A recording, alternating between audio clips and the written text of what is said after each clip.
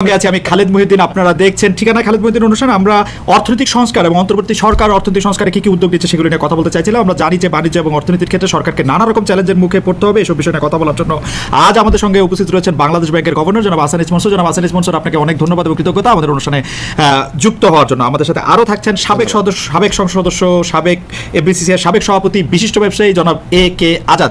আজাদ ভাই, আপনাকেও আমরা স্বাগত জানাই। আপনি আমাদের অনুষ্ঠানে যুক্ত হয়েছেন, আপনি আমাদের কৃতজ্ঞতা জানবেন। আমরা প্রথম প্রশ্ন নিয়ে গভর্নর ডক্টর আহসান মনসুরের কাছে যাওয়ার আগে আমরা একটু জনাব এ কে আজাদ আপনার কাছে যেতে চাই। জনাব এ কে আজাদ, আমার মনে হয় যে আপনাকে আসলে সব প্রশ্ন করা যায় এবং আপনি প্রশ্নটাতে আমি জানি না যে আপনি কীভাবে নেবেন, কিন্তু আমরা দেখেছি যে গত 15 বছরে ব্যবসায়ীরাই শেখ হাসিনা সবচেয়ে বড় ফান্ডামেন্টাল পিলার ছিলেন। তারা আসলে নানাভাবে শেখ হাসিনা সরকারকে বলতে চেয়েছিলেন যে আপনার কোনো বিকল্প নাই। আপনি নিজেও আসলে সুমনের গান গেয়ে বলতে চেয়েছেন যে প্রথমত আমি তোমাকে চাই, শেষ পর্যন্ত আমি তোমাকে চাই। এইটা কি আপনারা অনেকটা ভয়ে বলেছিলেন আজাদ ভাই? আপনারা কি এটা আসলে এটা কেন বলেছিলেন আমাদের যদি আজকে প্রথমে একটু বলে নিতেন জনাব এ কে আজাদ। দেখুন, ব্যক্তি শেখ হাসিনার সাথে আমার একটা ভালো সম্পর্ক ছিল, একটা ভাই বোনের সম্পর্ক ছিল দীর্ঘদিনের। উনি যখন অপোজিশনে ছিলেন 2001-এ, তখন উনি আমাকে রাজনীতিতে সম্পৃক্ত করান। তখনকার যে মধুর স্মৃতি, তারপরে আমি যখন এফবিসিসিআই এর প্রেসিডেন্ট হই, অনেক দেশ বেরিয়েছি একসাথে, অনেক ওনার ব্যক্তিগত সুখ দুঃখের কথা অনেক উনি শেয়ার করেছেন আমাকে। তো সেই তারপরে অনেক সময় যখনই যেতাম, অপোজিশনে ছিলেন, নিজে হাতে উঠিয়ে খাওয়াতেন। এই স্মৃতিগুলো আমাকে সবসময় আমি সেই গভীরতা করি। ওনার পরবর্তী পর্যায়ে উনি সরকার পরিচালনা করতে আসছে, যে পরিবর্তন আসছে, নিঃসন্দেহে এটা সমর্থনযোগ্য নয়। কিন্তু ব্যবসায়ীরা তো সবসময় দেখেন, সরকারের পৃষ্ঠপোষকতা ছাড়া ব্যবসায়ীদের ব্যবসা করা সম্ভব না। আমি যে কোনো কিছুর জন্য আমাকে সরকারের কাছে যেতেই হবে। আমি গ্যাস কানেকশনের কথাই বলি, বিদ্যুৎ কানেকশনের কথা বলি, ট্রেড লাইসেন্সের কথাই বলি, বাংলাদেশ ব্যাংকের গভর্নরের কাছে কোনো কিছু যেতে বলি, যে কোনো জায়গায় আমাকে সরকারের প্রসারণ করলে তার ব্যবসা শেষ, সে আর ব্যবসা করতে পারবে না। এই জন্য সরকারের সাথে আপনার সবসময় কঠিনভাবে সমালোচনা করা যারা পছন্দ করে না, আমরা করি না, বরং তার ভালো জিনিসটি তার সাথে তুলে ধরি বিনয়ের সাথে। আমি একটু জানতে চাইবো যে এটা বোঝার জন্য, আপনাকে বিব্রত করার জন্য না আজাদ ভাই, আমরা এটা বোঝার জন্য যে এরকমটা করে কি আপনারা অনেক সময় লেভেল প্লেইং ফিল্ডটাকে আপনার আওতায় নিয়ে আসেন এবং আপনি ব্যবসায়ী হিসাবে সরকারের সাথে একটা ভালো সম্পর্কের কারণে ব্যবসা ভালো করতে পারেন, ওইটাই কি একটা লক্ষ্য হয়ে দাঁড়ায়? আপনি দেখুন, আমি 1984 সাল থেকে ব্যবসা শুরু করেছি, আজকে 40 বছর আমি ব্যবসায়। আমি সরকারের থেকে কোনো রকম কোনো পৃষ্ঠপোষকতা নেইনি, কোনো কি বলে বিদ্যুতের কোনো সুযোগ নেইনি, এবং এই দেশের সাথে বা সরকারের সাথে আমার কোনো ব্যবসা নাই। আমি 100% রপ্তানি করি, আমি পণ্য তৈরি করি, আমি ইউরোপ আমেরিকা সহ অন্যান্য দেশে রপ্তানি করি। সরকারের কাছে আমার কোনো বড় কোনো ব্যাংক লোনও নেই। আমি বিদেশি ব্যাংকের সাথেই সাধারণত ব্যবসা করি, দেশের একটা দেশীয় ব্যাংকের সাথে ব্যবসা করি। আমার কোনো সামান্য পরিমাণে লোন আছে, যার জন্য কারো কাছে আমার যেতে হয় না, বরং ব্যাংকগুলো আমাকে সাথে ব্যবসা করতে পারলে তারা স্বাচ্ছন্দ্য ফিল করে। না, সেটা করে, কিন্তু তাতে আমি একটু প্রশ্নটা করে রাখি, প্রশ্নটা করে তারপরে আবার আমি এটা জনাব আহসান মনসুরের কাছে যেতে চাবো যে আপনি কি মনে করেন যে ব্যবসার জন্য এই 15 বছরের সরকার কি ক্ষতিকর ছিল, লাভজনক ছিল? আপনাদের ব্যবসায়ীদের জন্য কি এটা ভালো ছিল, খারাপ ছিল? আমরা অনেক কিছু শুনতে পাই যে গত সরকারের আমলে যারা আসলে প্রকৃত ব্যবসায়ী নন তাদেরকে ব্যাংক লোন, খারাপ লোন, নানা রকম ভাবে আসলে ফেভার করে সরকার এই ব্যবসার পরিস্থিতিটাকে অনেক খারাপ করে রেখেছিল। এই ব্যাপারে আপনার মন্তব্য আমরা একটু শুনতে চাইবো। আমরা একটু জনাব আহসান মনসুর আপনার কাছে যাই। জনাব আহসান মনসুর, প্রথমে আপনাকে স্বাগত জানাই। অনেকেই বলেছেন আপনি যখন বাংলাদেশের গভর্নর হিসেবে বাংলাদেশ ব্যাংকের গভর্নর হিসেবে আপনি যখন নিয়োগ পেলেন, তখন অনেকেই বলেছেন যে এই প্রথম আমরা একজন সার্ভিস সেক্টর থেকে, একজন প্র্যাকটিশনার থেকে, একজন তাত্ত্বিক থেকে একজন এমন একজনকে পেলাম যিনি আসলে ইন্ডিপেন্ডেন্টলি তার বাংলাদেশ ব্যাংকে তার জায়গায় পৌঁছাতে পারবেন। আমরা একটা পপুলার প্রশ্ন দিয়ে আপনাকে শুরু করতে চাই। আপনি বলেছেন যে পাচার হওয়া টাকা আপনি ফিরিয়ে আনবেন। আপনি আসলে পাচার হওয়া টাকা ফিরিয়ে আনার ক্ষেত্রে কোনো রোডম্যাপ দেখতে পান কিনা? পাচার আসলে টাকা কিভাবে সবচেয়ে বেশি হয়েছে আপনার ধারণাটা আমরা একটু জানতে চাইবো। যে আমরা দেখেছি যে আপনি গভর্নর হওয়ার আগেও ওই সরকারের সময় আপনি নানা ধরনের কথাগুলি বলেছেন, আপনি এখন কি দেখতে পাচ্ছেন আসলে টাকাটা পাচার হয়েছে সবচেয়ে বেশি কিভাবে? পলিটিক্যাল গভর্নমেন্ট এই পাচার হওয়া টাকার সাথে আসলে কিভাবে জড়িত ছিল ব্যবসায়ীরা, সেটিও আপনাদেরকে একটু বলবেন জনাব আহসান মনসুর। আমরা জনাব আহসান মনসুরকে পরিষ্কার শুনতে পাচ্ছি না। আর্থিক খাত থেকে এবার শুনতে পাচ্ছি, ঠিক আছে জি। আর্থিক খাতের যে দুর্বৃত্তায়নটা হয়েছিল, অর্থাৎ অনেকগুলো ব্যাংক, কতিপয় পরিবার, একটা পরিবার বিশেষ করে, আর অন্যান্য পরিবার আংশিকভাবে লুটতরাজ করেছে ব্যাপকভাবে। আমরা জানি যে, আমি শুধু ইসলামী ব্যাংকের কথা যদি ধরি, সেখান থেকে 70 থেকে 80 হাজার কোটি টাকা নামে বেনামে এই এসালামের ফ্যামিলি নিয়ে গেছে। এটা শুধু একটা ব্যাংক। এটাকে যদি আমি সারা ব্যাংকিং খাতকে ধরি, ওই পরিবারের টাকার যেটা তারা নিয়ে গেছেন বা ধার নিয়েছেন ব্যাংকিং খাত থেকে, কিন্তু শোধ হবে না কোনোদিন, এটার পরিমাণ হবে 1,25,000 টাকা। তো এটা কি ইন্ডিকেট করে? এটা আমাদের পুরো ব্যাংকিং খাতের প্রায় 27%। তো এটা তো অনাদায়ী হয়েই যাচ্ছে। দ্বিতীয়ত যেটা হচ্ছে যে উনি তো একলা ছিলেন না, সাথে আরও পৃষ্ঠপোষক চট্টগ্রাম ভিত্তিক ব্যবসায়ীরাই বেশি করতেছেন। আমরা জানি যে প্রাক্তন ভূমিমন্ত্রীর পরিবার তার নিজের নামে করেছেন 250টা বাড়ি লন্ডনে, এবং এটা আমার তথ্য নয়, এফটি এবং ব্রিটিশ তথ্যই বলছে। এবং সাথে তার ভাইও 200-র উপরে বাড়ি করেছিল। কিন্তু একটা অবিশ্বাস্য রকমের মানে ঘটনা, যেটা আমি নিজেও বিশ্বাস করতে পারছিলাম না। কিন্তু যেহেতু আল জাজিরা বলছে, যেহেতু এফটি ফাইন্যান্সিয়াল টাইমস বলছে, আমাকে তো বিশ্বাস করতেই হবে যে সরকারগুলো একটা ভিত্তি আছে, ভিত্তিহীন নয়। তো যাই হোক, এগুলো হচ্ছে আমি বলবো যে বড় আকার। তারপরে যেগুলো আছে সেগুলো হচ্ছে ধরে 10,000 কোটি, 5,000 কোটি, 15,000 কোটি এরকম বিভিন্নভাবে নেওয়া হয়েছে। এবং এখন যদি আমরা দেখি, বড় বড় গোষ্ঠীর কাছে এই ঋণের পরিমাণ হয়তো 2 লক্ষ কোটি টাকা ছাড়িয়ে যাবে। মাননীয় গভর্নর, আমি মাঝখানে একটা প্রশ্ন করতে চাই পারি কিনা, যে সেটা হচ্ছে যে এসালাম গ্রুপের কাছে 1,25,000 কোটি টাকা যে সেটা বের করে নিয়ে গেল, এইটাতে আসলে সরকারের ভূমিকাটা কতখানি? মানে আমি একদম সরাসরি প্রশ্ন করতে চাই যে শেখ হাসিনার অজান্তে কি এটি ঘটেছে, বা শেখ হাসিনাকে না দিয়ে কি এটি সম্ভব হয়েছে, বা তার অর্থমন্ত্রীকে? দেখুন, এখানে রাজনৈতিক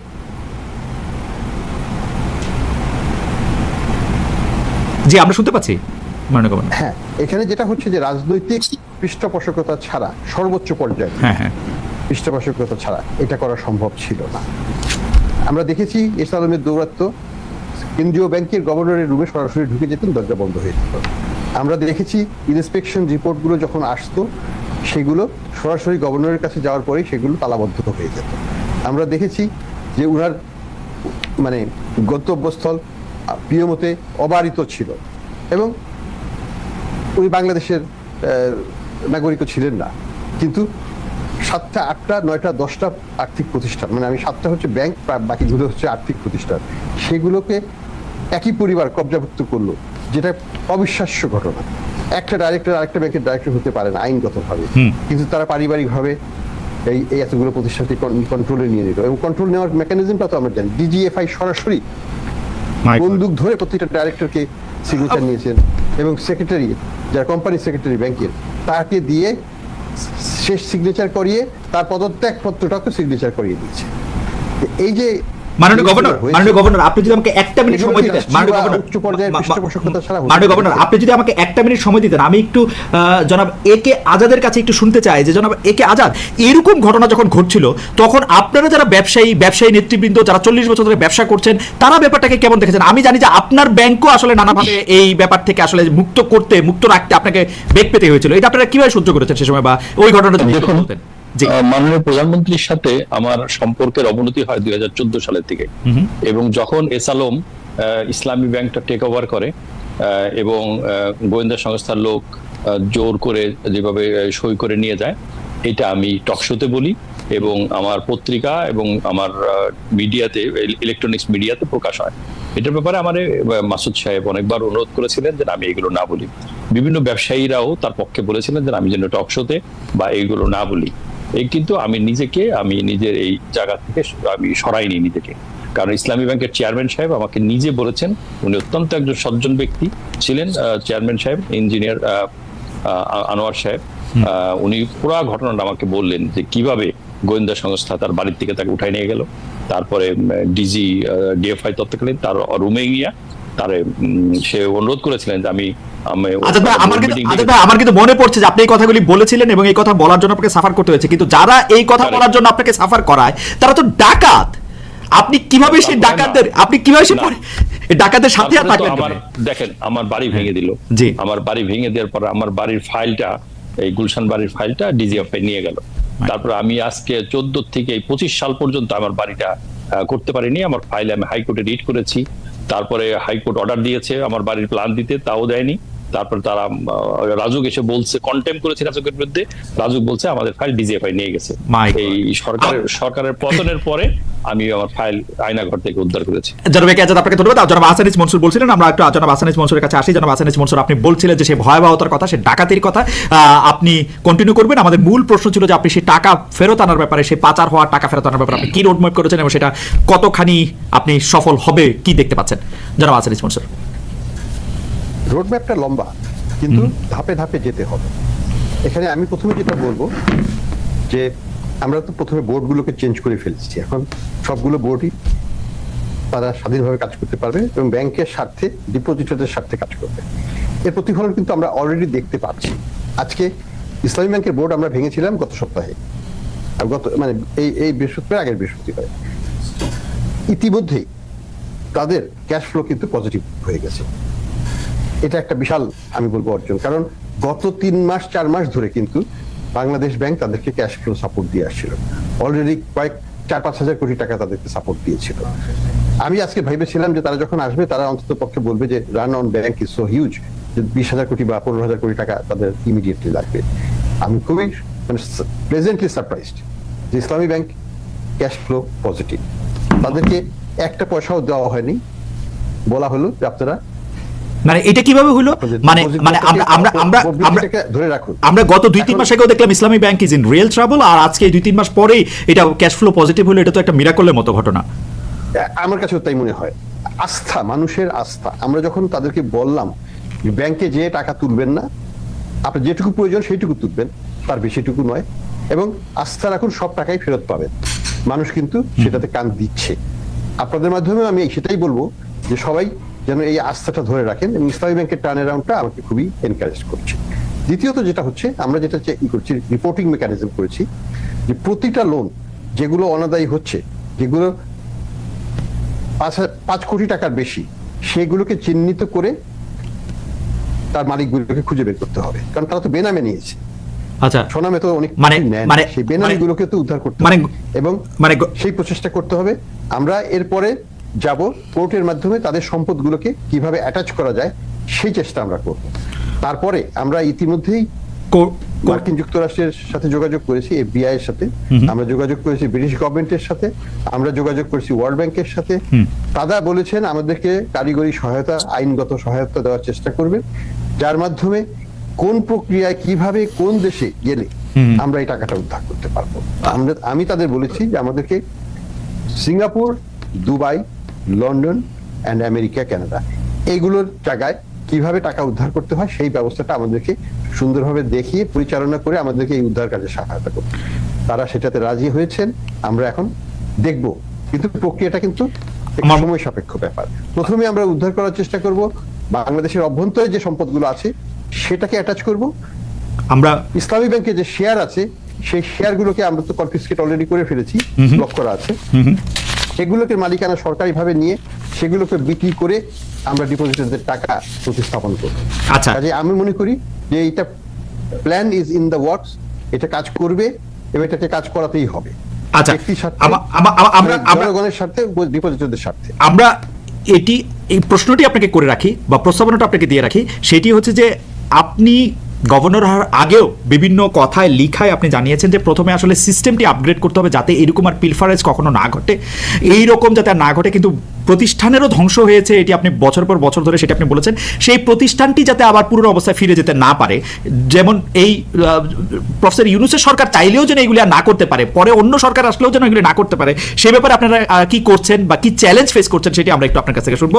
আমরা একটু জনাব আজাদের কাছে আবার ফিরে যাই। জনাব আজাদের কাছে আমরা প্রশ্ন করেছিলাম যে গত সরকার আসলে ব্যবসা করার জন্য, আপনার ব্যবসা করার জন্য কেমন ছিল সেটি আপনি একটু ব্যাকগ্রাউন্ড বলেছেন। বর্তমান সরকার ব্যবসা করার জন্য কেমন সেটি যদি একটু আমাদের বলতেন। এবং আমি এই সরকারের সময় আপনারা বড় চ্যালেঞ্জ কি ভোগ করছেন, আমি প্রশ্নটি এই কারণে করে রাখতে চাই আজাদ ভাই, যে আমরা কিন্তু দেখেছি ব্যবসায়ীরা প্রেশার গ্রুপ হিসেবে কাজ করে, তারা সরকারকে বিভিন্ন বিষয় নীতিমালা মানতে সাহায্য করে, বাধ্য করে। কিন্তু আপনারা এত বেশি শেখ হাসিনার পছন্দের, বা আপনারা শেখ হাসিনাকে এত বেশি পছন্দ করতেন যে আপনারা কি আসলে প্রেশার গ্রুপ হিসেবে কাজ করতে পেরেছেন কিনা, সবটা যদি একসঙ্গে বলেন জনাব আজাদ। না দেখুন, শেখ হাসিনার যে সবই যে সেই লাস্টে যে ঘটনাগুলো ঘটিয়েছে, একটার পর একটা ঘটনা যেগুলো আমরা এখন জানতে পারছি, আগেটা অনেকটা আন্দাজ করতে পারতাম, যেন আয়না ঘরের মতন একটা বিভৎস কাহিনী সত্যি নিজের গা শিউরে ওঠে। এখানে বছরের পর মানুষকে কিভাবে আটকিয়ে রাখা হয়েছে, অনেক লোক মারা গেছে, কত লোক গুম হয়েছে, তারপরে কিভাবে ছাত্রদের উপর গুলি চলেছে, এই জিনিসগুলো তো ভাবা যায় না। একজন ক্ষমতায় টিকে থাকার জন্য এই শেখ হাসিনাকে তো আমরা, যে শেখ হাসিনাকে চিনতাম, শেখ হাসিনাকে তো আমাদেরকে মনে হয় না শেখ হাসিনা, কিন্তু 1996-এ বা উনি যখন অপোজিশনে ছিলেন তখন যে শেখ হাসিনাকে আমরা চিনতাম তার সাথে এখন মিলাইতে পারছি না।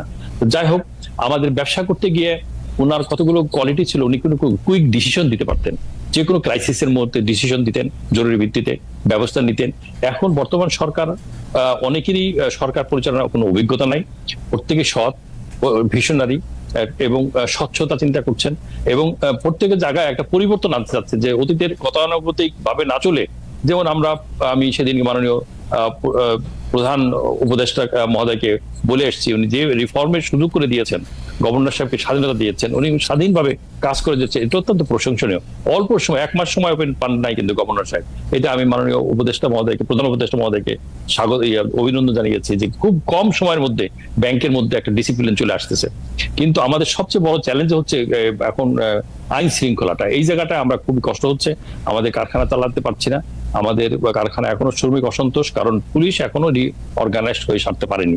এখন এই জায়গাটা পুরা ভঙ্গুর, এখানে তাদেরকে ব্যাকআপ সাপোর্ট দিচ্ছে আর্মি অফিসাররা, আর আর্মি অফিসাররা কিন্তু পুলিশের ভূমিকা করতে পারে না, তারা রাস্তা কোন একটা জায়গার নাম বলে তারা চিনতে পারে না, তারা ইউজ টু না। তো সেই জায়গাগুলোকে আমরা খুব কঠিন ভাবে ফেস করছি। তা আমার বিশ্বাস সহসাই পুলিশ রিঅর্গানাইজ করে ফেলবে। আইজি মহোদয় খুব ওয়ার্ক করছে, প্রত্যেকটা স্বরাষ্ট্র অ্যাডভাইজার সাহেব সবাই চেষ্টা করছে, কিন্তু সময় লাগবে। ওভারনাইট এই জায়গাগুলো আমরা খুব একটা ভীতির কথা বিশেষ করে সামাজিক গণমাধ্যমে অনেক শোনা যাচ্ছে যে আওয়ামী লীগ সরকারের মধ্যে যারা ছিলেন, যারা বিভিন্ন জায়গায় প্রতিষ্ঠিত ছিলেন, সরকারে, পুলিশে, আমলায়, তাদের সহযোগিতা, বিশেষ করে সামরিক বাহিনীর সহযোগিতা বা কোনো একটা বিচার বিভাগের কোনো একটা সহযোগিতা, এরকম কোনো একটা কু হয়ে এই ঘটনা পাল্টে যেতে পারে কিনা, সেই জন্য এক একজন এক এক রকম ভাবে আচরণ করছেন কিনা, পুলিশ বাহিনীর প্রতি সবার একটা যে অনাস্থা, সেইটার একটা কারণ, মানে কিভাবে সেটি আসলে দূর করবে, এই সরকারের মধ্যে কি সেটি দূর করার উদ্যোগ রয়েছে কিনা, থাকলে সেটি কেমনে বা কতদিনের মধ্যে আপনি এটি দেখতে পান? আমরা একই প্রশ্ন। দেখুন, পুলিশকে রাজনৈতিক ভাবে ব্যবহার করা হয়েছে এমন ভাবে, পুলিশ তার সুযোগে, পুলিশের একটা অংশ, সবাই না, পুলিশের একটা এত দুর্নীতিগ্রস্ত হয়ে গেছে, এত ক্ষমতাধর হয়ে গেছে। দেখেন, বাচ্চাদেরকে দেখে দেখে যেভাবে রাস্তায় গুলি করেছে, মুগ্ধদেরকে যেভাবে গুলি করেছে, আবু সাইদকে যেভাবে গুলি করেছে, বাসার জানলা বন্ধ করতে গেছে বাচ্চা, তাকে গুলি করে মেরেছে। মানে পুলিশ কোন স্টেজে চলে গেছিল আপনি চিন্তা করেন। মানুষের ক্ষোভের বহিঃপ্রকাশ ঘটেছে, সেই পুলিশকে আবার নতুন করে সাজিয়ে করে আবার জনগণের সেবায় দাঁড় করাতে তো সময় লাগবেই। সেই জায়গাটাই আমরা ব্যবসায়ীরা খুব ডিফিকাল্টিস ফেস করছি। আমাদের যারা বিদেশি এখানে আছে তারাও খুবই চিন্তিত। আমরা কয়েকটা ফ্যাক্টরিতে আমাদের বেশ সমস্যা দেখা দিচ্ছে, শ্রমিক অসন্তোষ দেখা দিচ্ছে, এগুলো ট্যাকেল করতে অসুবিধা হচ্ছে। এইটা ছাড়া বাকি অনেকগুলো দিকে আমাদের স্বচ্ছতা ফিরে আসছে। যেমন একটা কমিটি করেছেন দেবপ্রিয়র মাধ্যমে, যে আমাদের অ্যাকচুয়ালি বিদ্যুৎ দরকার কতটুকু, আমাদের লোন কতটুকু খেলাপি হয়ে গেছে, তার রেমিডি কি, এটা একটা ভালো কমিটি হয়েছে, ফ্যাক্ট ফাইন্ডিংস কমিটি। তারা একটা রিকমেন্ডেশন 3 মাসের মধ্যে দিলে আমাদের অ্যাকচুয়াল চিত্রটা চলে আসবে, তখন গভর্নমেন্ট এগিয়ে যাবে। এই যে গভর্নমেন্টের পলিসিগুলো, এই যে ভেরি পজিটিভ পলিসি, এগুলোকে আমরা স্বাগত জানাই। কিন্তু এই জায়গাটায় আমরা খুব পিছিয়ে আছি আইন শৃঙ্খলাটাকে ফিরিয়ে আনার ব্যাপারে। আচ্ছা, আমি একটু দর্শকদের কথা বলি। জনাব একে আজাদ, জনাব হাসান মনসুর, আপনারা এসেছেন, অনেক দর্শক আমাদেরকে দেখছেন, আসলে একসাথে 4,500-এর বেশি দর্শক দেখছেন। দর্শকদের মধ্যে অনেকে সাউন্ড কোয়ালিটি নিয়ে প্রশ্ন করছেন। সাউন্ড কোয়ালিটিটা নিয়ে আমরা আসলে আমাদের কলাকুশলীরা কাজ করে যাচ্ছে, নিশ্চয়ই সাউন্ড কোয়ালিটি আরেকটু ভালো হবে। আমরা আপনাকে ধন্যবাদ জানাতে চাই দর্শকদের। আর হচ্ছে যে জনাব একে আজাদ, আপনাকে হয়তো খুব ভালো শুনতে পান নাই বলে দর্শকরা, আপনি এই প্রশ্ন জবাব দিয়েছেন, তবু দর্শকরা এটি বারবার বলছেন যে আপনি যদি 14 সালেই আসলে এরকম একটি পরিস্থিতির সম্মুখীন হলো, তো আবার 24 সালে আপনি নৌকা মার্কার মনোনয়ন কেন চেয়েছিলেন, আপনি ব্যবসায়ী হিসাবে তাকে কেন কবিতা নিয়ে শুনিয়েছিলেন, তার জন্য কেন গান গেয়েছিলেন, সেগুলির উত্তর অবশ্য জনাব একে আজাদ দিতে চেষ্টা করেছেন। জনাব একে আজাদ বলেছেন যে সরকারের সাথে যুদ্ধ করে ব্যবসা করাটা আসলে খুব মুশকিল, যদিও সরকারের সাথে তার বড় কোনো ব্যবসা ছিল না। ভবিষ্যতে নিশ্চয়ই জনাব একে আজাদ এগুলি বলবেন। জনাব হাসান মনসুরের কাছে অনেকে জানতে চেয়েছেন, আমাকে ব্যক্তিগতভাবে মেসেজ করেছেন যে প্রশ্নটি আমি করেছিলাম সেই প্রশ্নটির রূপ, যে সিস্টেম ঠিক করার জন্য আপনি আসলে কি কি করতে পারছেন, কোন কোন জায়গায় আপনাকে হাত দিতে হচ্ছে, কতটা আপনি সফল হতে পারবেন, কারণ এই সরকার কতদিন থাকবে আমরা এখন পর্যন্ত জানি না। আপনাকে যা করার হয়তো খুব দ্রুতই করতে হচ্ছে। জনাব হাসান মনসুর। ধন্যবাদ। আমরা আগাচ্ছি সিস্টেমেটিক্যালি। আমি বলবো প্রথমত আমরা 3টে কমিটি করতে চাচ্ছি, এখন খুব শীঘ্রই অ্যানাউন্সমেন্ট করবো। আমি ওই কমিশনে যাচ্ছি না, কমিশন অনেক সময় সাপেক্ষ ব্যাপার। আমরা 3 মাসের ওয়েট করার সময় নেই, 6 মাসের ওয়েট করার সময় নেই, এখনই কাজ করতে হবে। আমরা একটা কমিশন করছি, একটা টাস্ক ফোর্স করছি, এই কমার্শিয়াল ব্যাংকগুলোকে কিভাবে রিস্ট্রাকচার করে তাদেরকে আবার নিজের পায়ে দাঁড়ানো যায়, তাদের রুলস রেগুলেশনস এনফোর্সমেন্ট এবং ব্যাড লোন পরিমাণ নির্ণয় করা এবং রিকভারি প্রসেস শুরু করা, আইন মন্ত্রণালয়ের সঙ্গে বসে সেগুলোকে কোর্ট সিস্টেমকে খাড়া করে অর্থ ঋণ আদালতগুলোকে আবার সচল করে প্রসারতা বাড়িয়ে অর্থ উদ্ধারের চেষ্টা করা। এটা একটা দিক। দ্বিতীয় দিক যেটা হচ্ছে টাস্ক ফোর্সের আরেকটা অংশ, সেটা হচ্ছে এই bad loan recovery task force. এখানে বাংলাদেশ ব্যাংক, আমাদের যেটা বিএফআইও আছে, সেটার সাথে আমাদের বিভিন্ন মন্ত্রণালয় একসাথে কাজ করবে। সেটা হচ্ছে আইন মন্ত্রণালয়, সেখানে স্বরাষ্ট্র মন্ত্রণালয় থাকবে, সেখানে সিআইডি থাকবে, সেখানে দুদক থাকবে, এবং সেখানে আমরা যেটা কি টিআইবি কেও, ট্রান্সপারেন্সি ইন্টারন্যাশনাল, তাকেও আমরা সেখানে আমন্ত্রণ জানাবো, এবং সেখানে তারা মিলে চেষ্টা করবে যে কিভাবে এটাকে সম্পদগুলোকে আমরা উদ্ধার করতে পারি। তৃতীয়ত যে কমিটিটা করছি আমি, সেটা হচ্ছে যে বাংলাদেশ ব্যাংককে কিভাবে আরো শক্তিশালী করা যায়। আমি আমাদের স্টাফদেরকে বলেছি যে অবশ্যই বাংলাদেশ ব্যাংকের সহায়তা ছাড়া এই অপকর্ম হয়নি। এখানে অবশ্যই আমাদের একটা ভূমিকা ছিল, বাংলাদেশ ব্যাংকের একটা ভূমিকা ছিল, যে ভূমিকাটা গ্রহণযোগ্য নয় এবং ভবিষ্যতে যেন এটা না হতে পারে, সেই জন্য আমাকে অবশ্যই আমাদের নিজের ভিতরেও দেখতে হবে শস্যতে যেন ভূত না থাকে। সেটা শুধু ভূত থাকার কথা নয়, প্রসেসটাকে, সিস্টেমটাকে রিভিউ করে। জি, আমি প্রসেসের সিস্টেম সম্পর্কে আমি প্রসেসটা সম্পর্কে, মানে বাংলাদেশ ব্যাংকের গভর্নর তো একটা অটোনমাস বডি, গভর্নর তো আসলে কারো কাছে ওরকম ভাবে দায়বদ্ধ হওয়ার কথা না, রাষ্ট্রপ্রধান বা সরকার প্রধান ছাড়া। কিন্তু আমরা কিন্তু দেখে আসছি যে অর্থমন্ত্রী, এমনকি অর্থ সচিবের কথা দিয়েও আসলে বাংলাদেশ ব্যাংকের গভর্নরকে প্রভাবিত হতে। এই ব্যাপারটা আসলে কেন হয়? এটা কি কোনো একটা আইনের ত্রুটি, কাঠামোগত ত্রুটি, নাকি ব্যক্তি বিশেষের সরকারের প্রতি বিশেষ আনুগত্য? বিশেষ করে সর্বশেষ বাংলাদেশ ব্যাংকের যে গভর্নর ছিলেন, তার ক্ষেত্রে এটা আসলে অনেকেই এই অভিযোগ করেছেন। আপনি আগেকার গভর্নর সম্পর্ক, 2-3 জন গভর্নর সম্পর্ক এই অভিযোগ আমরা বলতে পারি বা শুনতে পারি। এটি কিভাবে রোধ করা যাবে? আপনি এটি নিয়ে কি করছেন? একটা ইস্যু আছে যে বাংলাদেশ ব্যাংকের ফুল অটোনমি এখন পর্যন্ত নাই, সেটা ঠিক, কিন্তু তারপরেও বলবো, এবং আমাকে ফখরুদ্দিন আহমেদ সাহেবও বলেছিলেন যে বাংলাদেশ ব্যাংকের যথেষ্ট ক্ষমতা আছে, যদি যারা নেতৃত্ব দিচ্ছেন গভর্নর সাহেব, তাদের যদি গাটস থাকে to stand up and say no, এটা যদি তারা বলতে পারতেন তাহলে অনেক কিছু ঠেকাতে পারতেন। হয়তো তাকে পদত্যাগ করতে হতো, হয়তো তাকে দেশ ছাড়তে হতে পারতো। That risk is there. যেমন আমাদের চিফ জাস্টিসকে দেশ ছাড়তে হয়েছিল। তো এটা বাংলাদেশ ব্যাংকের গভর্নরের ক্ষেত্রে হয়তো হতে পারতো, হয়তো তারা সেটা সেই কারণে ভীত হয়ে সেটা করেছেন। যেটাই হোক না কেন, ওনারা তাদের দায়িত্ব পালন করতে পারেন নাই বা করেন নাই, এটা নিয়ে কোনো দ্বিমতের কিছু থাকার কথা নয়। কাজে এখানে লিডারশিপটার রোলটা ইম্পর্টেন্ট। লিডারশিপকে আমাদেরকে অবশ্যই একটা গুণগতভাবে যাদেরকে এখানে পদে বসানো হোক না কেন, তাদের যে নেতৃত্বের একটা অবস্থান, তাদের যে ব্যক্তিগত, আমি বলবো যে মর্যাদা থেকে এবং যেটাকে বলা হয় ভ্যালু সিস্টেম থেকে যদি তার ড্রিভেন না হয়, তাহলে কিন্তু যত অটোনমি দেওয়া হোক না কেন, তারা কিন্তু নতজানি হয়েই থাকবে। এখানে লিডারশিপের রোলও আছে, অটোনমির ব্যাপারটাও আছে। এটা একদম পরিষ্কার। আমি জনাব একে আজাদ আপনার কাছে জানতে চাইবো যে যেটি হচ্ছে যে বাংলাদেশ ব্যাংক যার আসলে গভর্নিং দায়িত্ব পালন করার কথা, সেটি গত সরকার আমলে কেমন ছিল, এই সরকারের আমলে কেমন, আপনি কেমন আসলে গভর্নিং বডি চান? কিন্তু পাশাপাশি আমি প্রশ্ন রাখতে চাই, যে প্রশ্নটি আপনি শুরু করবেন কিন্তু আবার জনাব আহসানিজ মনসুর এটির উত্তর দিবেন। সেটি হচ্ছে যে জুডিশিয়াল সার্ভিস বা যেটি হচ্ছে বিচার বিভাগ, সেটি হচ্ছে ট্রায়াল কোর্ট বা লোয়ার কোর্ট আমরা যেটাকে বলি থেকে হায়ার কোর্ট, সেটিকে আপনি কেমন দেখতে চান? গত সরকার আমলে কেমন ছিল, এই সরকার এসে আসলে কেমন হয়েছে, বা আদর্শ কেমন থাকতে চাই? দুটি বিষয়ে যদি একটু আলোচনা করেন। তার আগে জনাব একে আজাদ আপনার কাছে যাওয়ার আগেও আমি একটু দর্শকদের কথা জানিয়ে রেখে, আমরা দর্শকদের কাছে জানতে চেয়েছিলাম যে হাসিনা সরকার আমলে পাচার করা অর্থ দেশে ফেরাতে চায়, এই সরকার সম্ভব হবে বলে মনে করেন কিনা?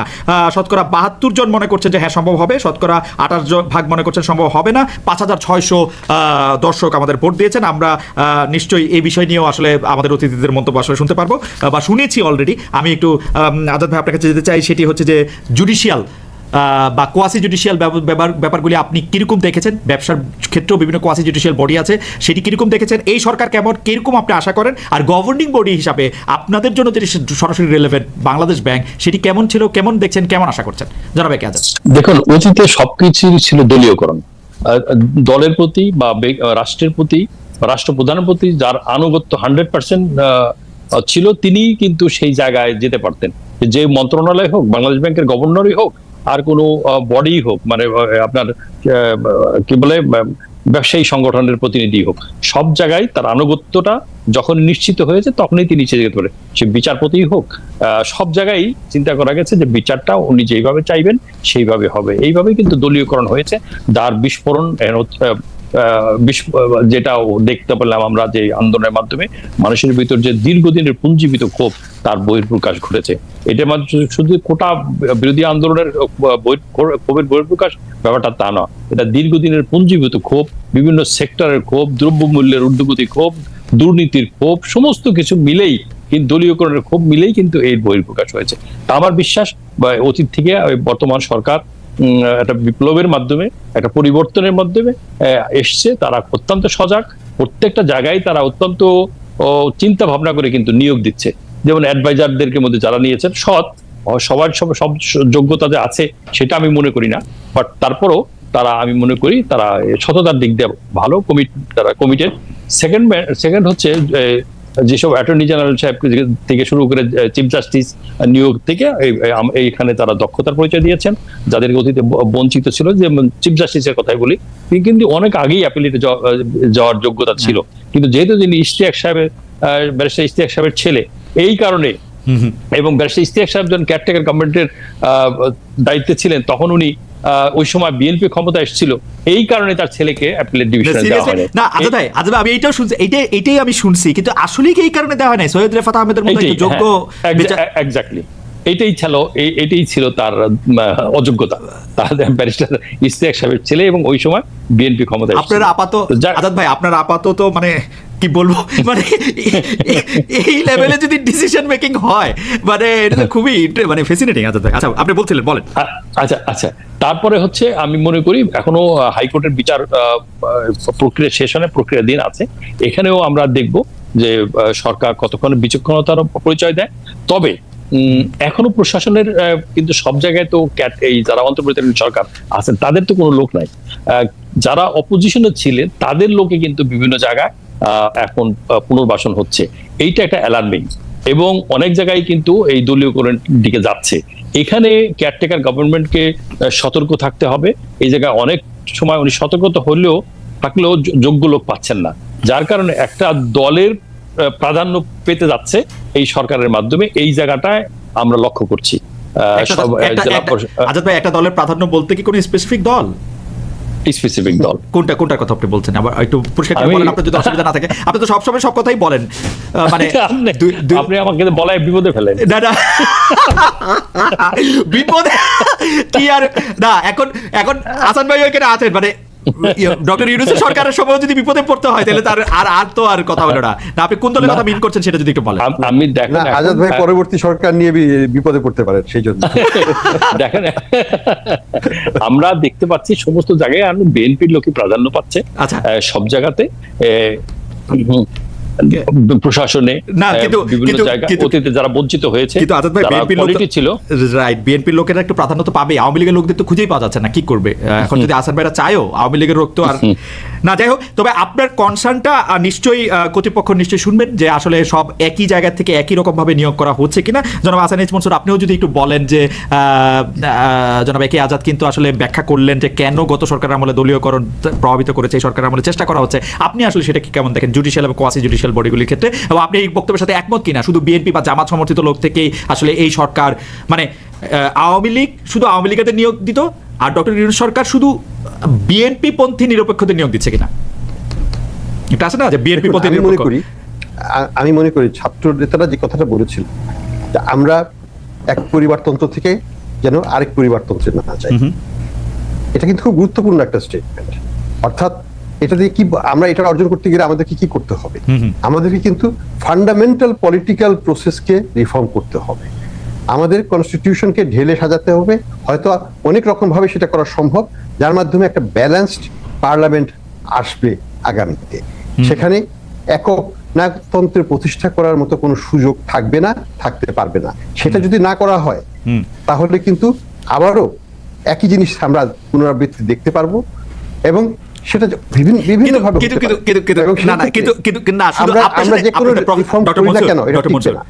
আপনার সাথে তো তাত্ত্বিক কথা বলা যায়, সেই জন্য আমি এই প্রশ্নটা করতেই চাই। আপনারাই যে একনায়ক হয়ে উঠবেন না, এই সরকারই যে একনায়ক হয়ে উঠবেন না, ডক্টর ইউনূস যে একনায়ক হয়ে উঠবেন না, এটা আমরা কেমনে বুঝবো? কারণ ডক্টর ইউনূসকে আসলে মানে ক্ষমতায় নিয়ে আসছে বৈষম্য বিরোধী ছাত্র আন্দোলনের ওরা। আমরা তো ডক্টর ইউনূসকে কখনো জানি না যে উনি কিভাবে দেশ বা চালাবেন। ডক্টর মনসুরের লাইনটা কি একটু আমরা বোধহয় ডক্টর মনসুরের সংযোগটি একটু হারিয়ে ফেলছি। পেয়েছি আমরা ডক্টর মনসুরকে আবার। আমার মনে হয় ডক্টর মনসুরকে আমরা একটু হারিয়ে ফেলছি। আচ্ছা ঠিক আছে, ডক্টর মনসুরকে আমরা একটু হারিয়ে ফেলেছি, আমরা তার যোগাযোগটি প্রতিষ্ঠিত করছি। আমরা একটু আজাদ ভাই সঙ্গে বলি। আজাদ ভাই, আপনার কাছে কি মনে হয় ডক্টর ইউনূস কি যথেষ্ট পরিমাণে শেখ হাসিনা হয়ে উঠতে পারবেন বা হয়ে উঠতে যাচ্ছেন? না, উনি ওইরকম হওয়ার সম্ভাবনা নাই। কারণ উনি এখনো মনে করেন আমার নিয়োগকর্তা হচ্ছে ছাত্ররা। ছাত্ররা যারা আন্দোলন করে আজকে একটা দেশের পরিবর্তন নিয়ে এসছে, তারাই হচ্ছে আমাদের নিয়োগকর্তা। তারা অতএব সে এই ব্যাপারে কিন্তু ভেরি কশাস, এবং উনি প্রতিটা পদক্ষেপই কিন্তু হিসাব করে নিচ্ছেন। আমরা আমি দুবার এই পর্যন্ত তার সাথে দেখা করেছি, আমরা ব্যবসায়ীরা, উনি কিন্তু শোনেন, কথা কম বলেন এবং হিসাব করে কথা বলেন। যেটা বলেন খুব হিসাব করে কথা বলেন, আর যেটা যতটুকু পারবেন ঠিক ততটুকুই বলেন। তো আমার আর ওনার তো উনি পাবলিকলি বলেছেন যে আমি তো বেশি দিন, যেদিন রাজনীতিবিদরা চাইবে আমি তারপরেই আমি চলে যাবো। টোটালি পলিটিশিয়ানদের উপরে ছেড়ে দিয়েছেন। না সেটা তো আজাদ ভাই, ইফ ইউ ক্যান রিমেম্বার, সেটা তো শেখ হাসিনাও সবসময় বলতেন যে আমার দলের একটা লোকও যদি না চায় আমাকে, আমি আর থাকবো না। না, ওটা তো উনি পলিটিশিয়ান, আর উনি তো পলিটিশিয়ান না। উনি একটা দেখেন 2009-তে যখন পরিবর্তন আসে 1/11 সময় 2007-এ, তখনও কিন্তু ইউনূস সাহেবকে বলেছিলেন যে আপনি দায়িত্ব গ্রহণ করেন, কিন্তু উনি স্বল্প সময়ের জন্য দায়িত্ব নিতে চাননি। উনি চান নাই কেন? যে অল্প সময় উনি কোনো পরিবর্তন আনতে পারবেন না। আর উনি কিন্তু চাচ্ছেন সবসময় একটা পরিবর্তন এনে দিতে, যাতে করে, যেমন আমরা কতগুলো জিনিস আমার ভালো লেগেছে, যে কেয়ারটেকার গভর্নমেন্টের পার্মানেন্ট ইসের মধ্যে নিয়ে, কনস্টিটিউশনের মধ্যে নিয়ে আসতে যাচ্ছেন, ইটস এ গুড সাইন। এরকম, এবং 2 বছরের বেশি কেউ রাষ্ট্র প্রধানমন্ত্রী থাকতে পারবেন না। রাষ্ট্রপতির মধ্যে, প্রেসিডেন্টের মধ্যে ক্ষমতার ভারসাম্য থাকতে হবে। অনেকগুলো জিনিস আসছে, আবার এমন আসছে ছোট ছোট দলগুলো যাতে ক্ষমতায় আসতে পারে। যেমন একটা বাংলাদেশটাই হবে একটা কনস্টিটিউয়েন্সি, এই ভোটের অনুযায়ী কি অনুপাত অনুযায়ী তারা হবে। আরেকটি প্রসঙ্গ, আমরা আসছি আপনার কাছে, আমরা আবার গভর্নরকে পেয়েছি। আমরা এই প্রশ্ন করেছিলাম ডক্টর মনসুর আপনাকে যে আসলে ডক্টর মোহাম্মদ ইউনূসেরও আসলে অনেক বেশি একনায়কতন্ত্র হওয়ার সুযোগ রয়েছে কিনা। জনাব একে আজাদ বলে যে এটি একেবারে নাই, কারণ তিনি অন্যভাবে চিন্তা করেন বিষয়টি, পলিটিশিয়ানদের মতো চিন্তা করেন। আপনার কাছে একটু শুনতে চাই, দর্শকরা আপনার কাছে যেটি জানতে চাইছেন সেটিও আমি একটু বলে রাখি। এই মুহূর্তে বাংলাদেশের রিজার্ভ কত, সেটিও আপনার কাছে একটু শুনতে চাইছেন জনাব আহসান মনসুর। হ্যাঁ, প্রথম প্রশ্নটা, শেষ প্রশ্নটা বলে দেয়। এই মুহূর্তে রিজার্ভ আমরা 300 মিলিয়ন বেড়েছে গত এক সপ্তাহে, এবং আমি আসার পরে $1 আমরা বিক্রি করি নাই বাজারে। আমরা রিজার্ভ কিনছি, এবং প্রতিদিন আমরা $50 মিলিয়ন করে বাজার থেকেই কিনছি। এক্সচেঞ্জ রেটকে স্টেবল রেখেছি। আমাদের লক্ষ্য হচ্ছে মূল্যস্ফীতিকে আগামী 4-5 মাসের মধ্যেই একটা পর্যায়ে নিয়ে আসা, লাইক 7-8% মধ্যে, এবং পরবর্তী 1 বছরের মধ্যেই হয়তো সেটাকে আমরা 4-5-এ নিয়ে আসতে পারবো। এখন কত রিজার্ভ? এখন রিজার্ভ হচ্ছে 20.5, এটা হচ্ছে IMF এর ডেফিনিশন অনুযায়ী $20.5 বিলিয়ন। IMF এর ডেফিনিশন অনুযায়ী, আগের সরকারের ওই ডেফিনিশনে নয়। তো যাই হোক, আমি আপনার যে বৃহত্তর প্রশ্নটা ছিল সেটার বিষয়ে আমি সেই বলবো, দেখুন পার্থক্যটা কোথায়। পার্থক্যটা হচ্ছে এই সরকারের ব্যক্তিরা কোনো পার্টি করে আসেনি, তারা কারোর প্রতি ব্যক্তিগত আনুগত্য প্রকাশ করে চাকরি গ্রহণ করে নাই। তারা তাদের যোগ্যতার বলে এসছেন বা তাদের কমিটমেন্টের বলে এসছেন, এবং তারা এই ধরনের কোনো কার্যকলাপে একসাথে মানে ভিন্ন অবস্থান থেকে এসে একটা ষড়যন্ত্রের মাধ্যমে ক্ষমতা নেবে, এটা আমার কাছে মনে হয় না। তারপরেও আমি বলবো, বৃক্ষ কি ফলে পরিচয়। আমাদেরকে দেখাতে হবে সংস্কার কার্যক্রমগুলোকে বাস্তবায়ন করে যে এই সরকার really wants to reform the political process. Economic, আমি ব্যাংকিং খাত, এগুলো যেগুলো আমার দায়িত্ব আছে সেগুলোকে ইনশাআল্লাহ আমি আগামী 2 থেকে 2.5 বছরের মধ্যে করে ফেলবো। আমি চাই যে পলিটিক্যাল রিফর্মটা, সেই ক্ষেত্রে যেন সরকার পুরোপুরিভাবে মনোযোগ দিয়ে সাকসেসফুল হয়। ডক্টর মনসুর, আমার দুটি প্রশ্ন। এই আপনার এইটা বলার আগেই মাঝখানে দুটি প্রশ্ন। আপনি 5 অগাস্টে শেখ হাসিনা ভারতে চলে যাওয়ার আগ পর্যন্ত কি জানতেন যে এরকম একটি ঘটনা ঘটতে যাচ্ছে? অর্থাৎ আপনার আগে ইনফর্ম ছিলেন কিনা? এই অনেকে বলে থাকেন যে আপনি মার্কিন যুক্তরাষ্ট্রের সঙ্গে IMF এর সাথে ওয়ার্ল্ড ব্যাংকের সাথে আপনার এত বেশি সম্পর্ক, আপনারা কয়েকজন নাকি জানতেন এবং এই ঘটনাটা ঘটানোর ক্ষেত্রে আপনারা একটি ভূমিকা পালন করেছেন। অ্যাবসলিউটলি রং এবং উদ্দেশ্য প্রণোদিত। আমি নিজেও চিন্তাও করি নাই যে এইভাবে এই সরকারের পতন হতে পারে এত দ্রুত। আচ্ছা, এটা অবিশ্বাস্য রকমের একটা ঘটনা আমাদের ইতিহাসে, আমি বলবো। এবং এই ছাত্ররা, এই ইয়াং ছেলে মেয়েগুলো এইভাবে জীবন দিয়ে তাদেরকে দেশকে মুক্ত করবে এত সহজে, এত স্বল্প সময়, সহজে না, স্বল্প সময়ে, এটা অবিশ্বাস্য ঘটনা। এখানে কোনো সরকারের কোনো, আমি মার্কিন যুক্তরাষ্ট্রেই বলেন, ভারতই বলেন, কেউ কোনোদিন চিন্তা করে না যেটা হতে পারে। আর দ্বিতীয় প্রশ্ন হচ্ছে, অনেকেই এরকম একটা ধারণা দিয়েছিলেন যে শেখ হাসিনা সরকারের সময় রিজার্ভ নামতে একদম শূন্যর কোঠায় এসে ঠেকেছে। আপনি নিশ্চয়ই অনেক ভালো কাজ করছেন, কিন্তু এই $20.5 বিলিয়ন রিজার্ভের পুরো কৃতিত্ব তো নিশ্চয়ই আপনার নয়। সরকারের কাছে আসলে রিজার্ভ কমে শূন্যের পর্যায়ে চলে এসেছিল, এই কথাটিও হয়তো সত্য নয়। এটি যদি একটু বলেন। না, এই কথাটা সত্যি নয়, এই কথাটা সত্যি নয়। You have to start. সরকার কিন্তু IMF এর পরামর্শে চলছিল শেষ দিকে, এবং অনেক ভালো ভালো পলিসিও নিয়েছিল, যেমন interest rate liberalisation, exchange rate liberalisation. হ্যাঁ, 2 বছর কিছু করে নাই সরকার। এক্সচেঞ্জ রেটকে ধরে রেখেছিল, ইন্টারেস্ট রেটকে ধরে রেখেছিল, মূল্যস্ফীতিকে ডাবল ডিজিটে যেতে দিয়েছিল। এখানে সরকারের পুরোপুরি পলিসিগত ব্যর্থতা। কিন্তু পরবর্তী সময়ে recently as late as June মাসে তারা কিন্তু IMF এর চাপে পড়েই হোক, তারা কিন্তু লিবারালাইজ করেছে। এবং ইন্টারেস্ট, আমি বলি, রিজার্ভের ক্ষেত্রে একটা ফ্লোরও দেওয়া ছিল, এর নিচে যেতে পারবে না। সরকার সেটা প্রথম 2 বার রিভিউতে পারে নাই, কিন্তু গতবার সেটা পেরেছিল।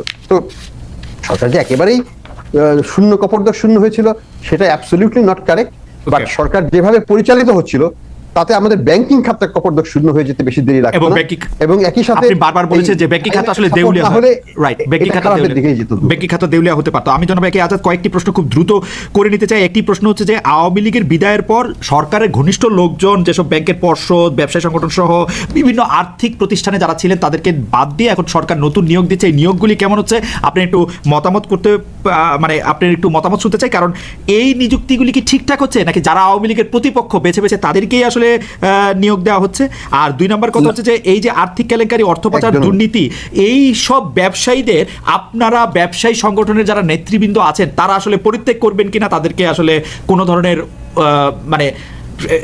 এক ধরনের তো জুডিশিয়াল শাস্তি, এক ধরনের তো হচ্ছে যে বিচার বিভাগের শাস্তি, আপনারা কোনো একটা শাস্তির ব্যবস্থা করবেন কিনা জনাব একে আজাদ? দেখুন, প্রথম কথা হচ্ছে যে এদের, আমাদের তো কোনো শাস্তির ব্যবস্থা করার বিধান নাই বা কোনো পারবো না। আর যাদের কাছে এই অবৈধ টাকা থাকে, তারা এত শক্তিশালী, বিভিন্নভাবে তারা খুবই শক্তিশালী হয়, দেশীয়ভাবে এবং আন্তর্জাতিকভাবে। অতএব আমরা ব্যবসা করতে গিয়ে এদের সাথে যুদ্ধ করাটা অন্তত আমি সাহস করব না, অন্য করবে কিনা আমি জানি না।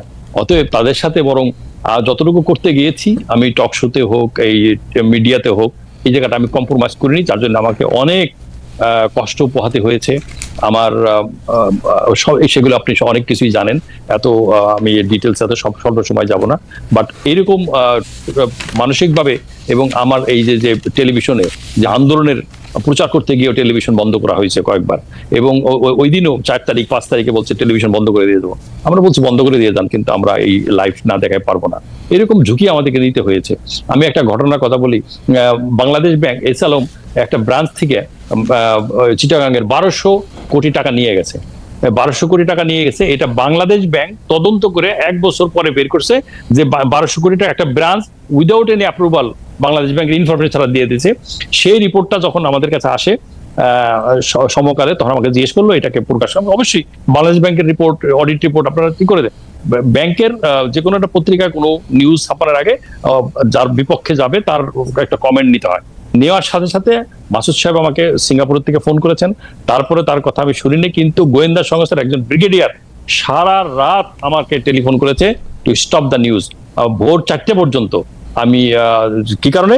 যে রাষ্ট্রের সর্বোচ্চ মহল থেকে বলা হয়েছে যে এই নিউজ যাতে পাবলিশ না হয়, কিন্তু আমরা পাবলিশ করেছি। আপনি বুঝেন, এরকম ঝুঁকি নিয়েও কিন্তু আমরা এগিয়ে গেছি, কিন্তু কাজ তো হয়নি, টাকা তো চলে গেছে, যেটা গভর্নর সাহেব বললেন। রাইট। কিন্তু জনাব একে আজাদ, মিডিয়ার কথা যদি আসে, এই মিডিয়াতে বিশেষ করে আপনি খুবই জনপ্রিয় দুটি গণমাধ্যমের উদ্যোক্তা, মালিক যদি আমি সেভাবে বলি, মালিকই আসলে আপনি তো পুরোপুরি মালিক। একটি চ্যানেল 24, একটি সমকাল, দুটি শক্তিশালী পত্রিকায় আমরা কিন্তু দেখেছি যে সরকার কষ্ট পাবে এরকম নিউজ করতে গেলে 10 বার ভাবে, আপনাকে জিজ্ঞেস করে, আপনি কোনো সময় আটকান, কোনো সময় দিতে বলেন, কোনো সময় বাদ দেন, একটা টক শোতে কোনো একটা খারাপ কথা হলে আপনি সেই টক শোটা বন্ধ করে দেন। এগুলি কীরকম এবং এই আচরণগুলির প্রতিবাদ, জনাব একে আজাদ আপনি বাংলাদেশের সবচেয়ে বড় ব্যবসায়ী, আপনি $50 বিলিয়ন মানে এক্সপোর্ট করবেন, আপনি যদি এটা না বলেন তাহলে আর এটা কে বলবে? মানে আপনি আজকেও আমাদের বললেন যে আপনার সাথে আসলে সরকারের বড় কোনো ব্যবসা নাই, আপনি লোন করে নাই অনেক টাকা, সরকারের উপর আপনি কোনো ইয়ে ছিলেন না, তারপরেও আপনি এগুলি মানে বলতে পারেন নাই। আপনি দেখুন যে দেখেন আমাদের 3 জন লোককে আনা নিষেধ ছিল, নিউ এজের আমাদের এডিটর সাহেব মাহমুদুর রহমান মান্না, আর একজন কে জন ছিল, 3 জনেরকে আমাদের আসিফ নজরুল বোধহয়, এদেরকে আমাদের কোন চ্যানেলে আমরা টক শোতে ডাকতে পারতাম। কে মানা করেছে? এটা গোয়েন্দা সংস্থা। আজাদ ভাই, গোয়েন্দা সংস্থার এটা ব্রিগেডিয়ারের কথা আপনি শুনবেন? আপনি কি আয়না ঘরে আপনি দেখেছেন? আপনি এবার বাংলাদেশ আসলে আপনি আয়না ঘরে নিয়ে যাবো, আপনি আয়না ঘরে যাবেন না? আয়না ঘরে কারা গেছে, আয়না ঘর আপনি যারা গুম হয়েছে এইসব যারা অনেক সাংবাদিক আপনি জেল টর্চারে মারা গেছে সাংবাদিক, আপনি জানেন তো। এই অনেক ঝুঁকি আমার পক্ষে বা আমার সাংবাদিকদের পক্ষে নেওয়া সম্ভব হয়নি।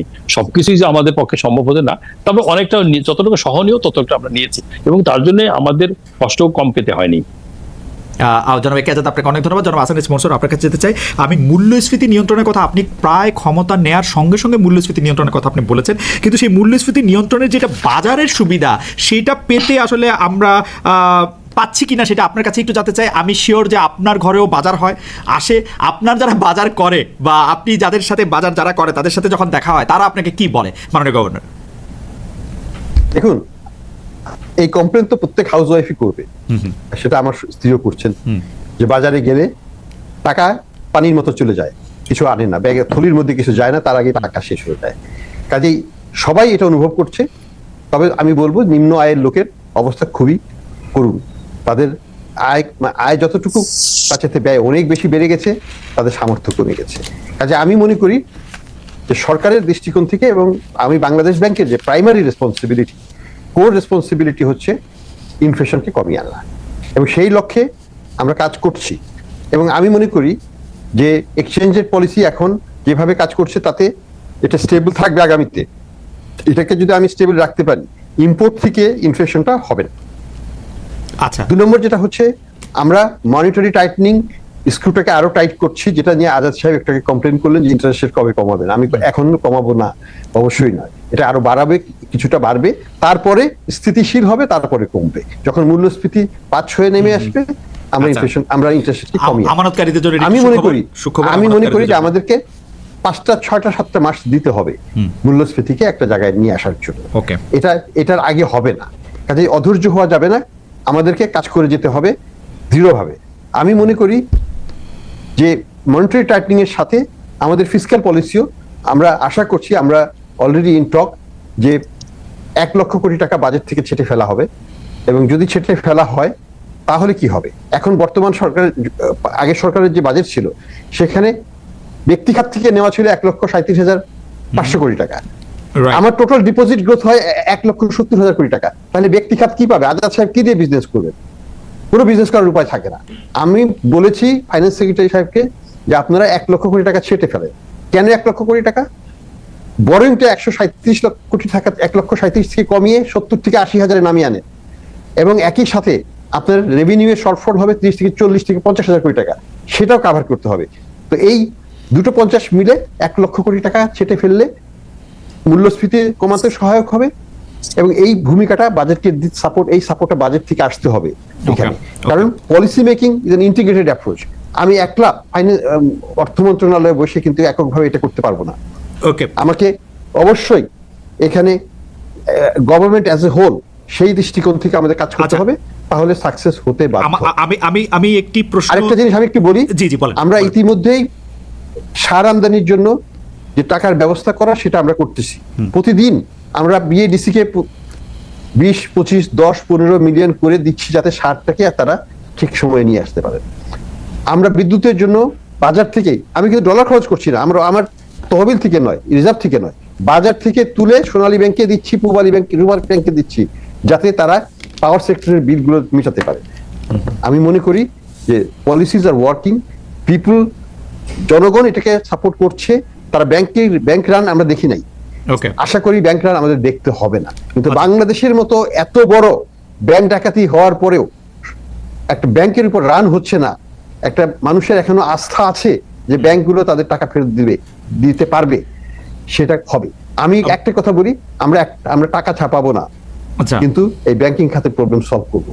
টাকা না ছাপিয়ে করতে হবে, দ্যাটস দ্য চ্যালেঞ্জ। টাকা না ছাপিয়ে আপনার ব্যাংকিং খাতে প্রবলেম সলভ করবেন, আমরা আশাবাদী। আজ কিন্তু জনাব আজাদ, আমাদের এই প্রশ্নটা একটু করতেই হচ্ছে, সেটা হচ্ছে ছাত্রদের পরীক্ষা না দেওয়ার দাবি। আমরা আবার এই প্রশ্নটা নিয়ে জনাব আহসান মনসুরের কাছে আসবো।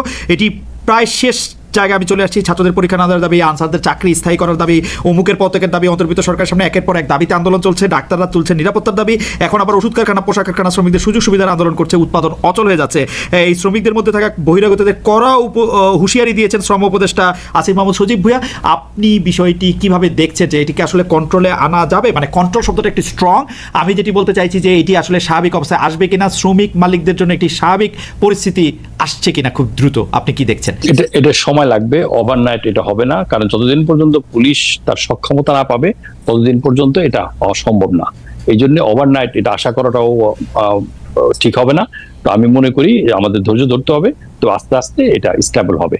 এটা আর যে দাবিগুলো ছাত্ররা করেছে, প্রথমে অটোপাস যারা চেয়েছিল, আমি খুবই এটা বিস্মিত হয়েছিলাম, কিন্তু পরবর্তী সময় শুনলাম যে অনেক ছাত্র গুলি খেয়েছে, তারা হসপিটালে, কারো চোখে গুলি লেগেছে, পায়ে গুলি লেগেছে, তাদের পক্ষে পরীক্ষা দেওয়া সম্ভব না।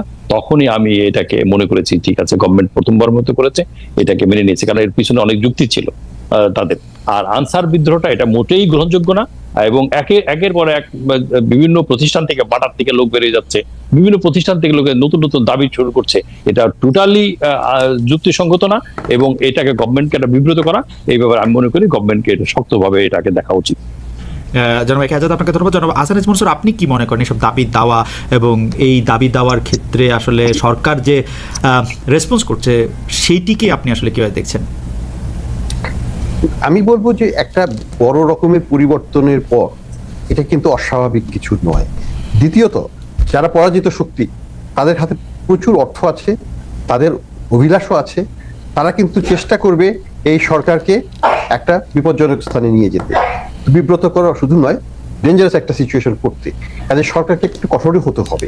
আমি মনে করি যে আগামীতে আমাদের সেনাবাহিনীকে একটু পুনর্গঠন করার মাধ্যমে বেশ কিছু লোককে ছাঁটাই করে দিয়ে হলেও, নতুন রিক্রুট করে হলেও, কারণ আমাকে বুঝতে হবে যে এখানে কিন্তু ব্যাপকভাবে যারা সেই প্রশাসনের লোকরা আছে যারা চাইবে এটাকে ডিস্টেবিলাইজ করতে, তারা অন্তর্নিহিতভাবে সেটাই তাদের দায়িত্ব বলে মনে করবে। সেই ক্ষেত্রে কিন্তু তাদেরকে যদি আমরা বিচ্যুত করতে না পারি তাদের উদ্দেশ্য থেকে, তাহলে কিন্তু অঘটন তারা ঘটাবে।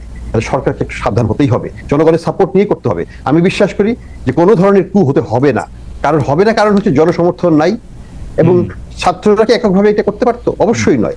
যখন সাধারণ মানুষ হাজবেন্ড ওয়াইফ সন্তানদের নিয়ে রাস্তায় নেমে গেছে, সেই সময় কোন বিশেষ মিলিটারি সেখানে অস্ত্র চালাতে পারে না। কাজে এখন অভ্যুত্থান সম্ভব নয়, অভ্যুত্থান সেই শক্তি পরাজিতই হবে, কিন্তু তারা কিন্তু চেষ্টা করবে বিভিন্নভাবে সরকারকে বিব্রত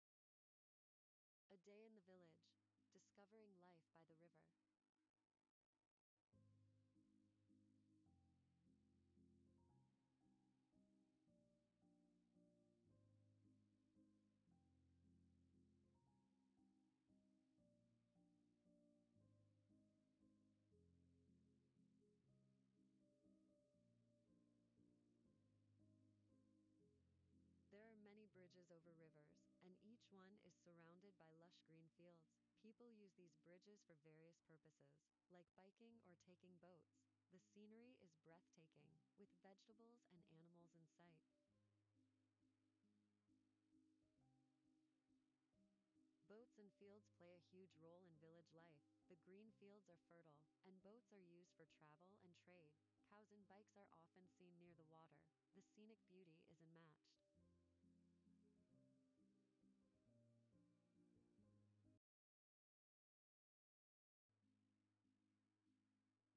The landscape is dotted with bridges, rivers, and trees. It's a serene view, with trains and boats moving through the fields. The water flows gently, and the scenery is truly mesmerizing.